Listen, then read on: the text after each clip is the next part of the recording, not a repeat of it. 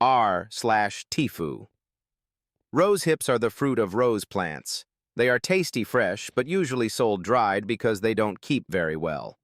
Well, today I was in a shop, the kind of shop that is mostly a hobby for the owner with a little of everything.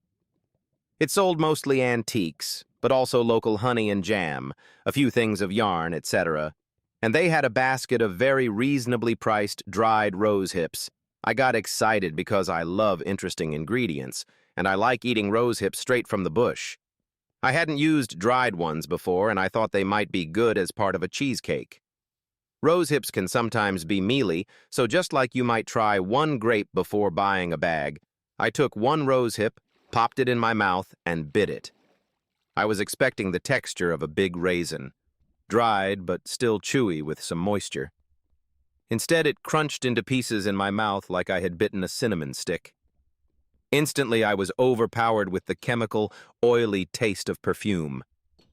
The rose hip wasn't food. I spat the shards of fruit into my hand, gross. But the horrible taste coated my entire mouth and I could smell it up the back of my nose. Turns out there is something called potpourri, where people put dried scented items, like spices, flowers, citrus slices, just in a basket with the idea that it makes your house smell nice.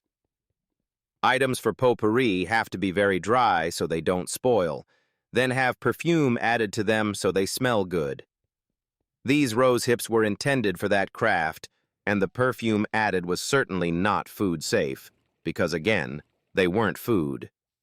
At my car, I swished and gargled water, but I could still taste it.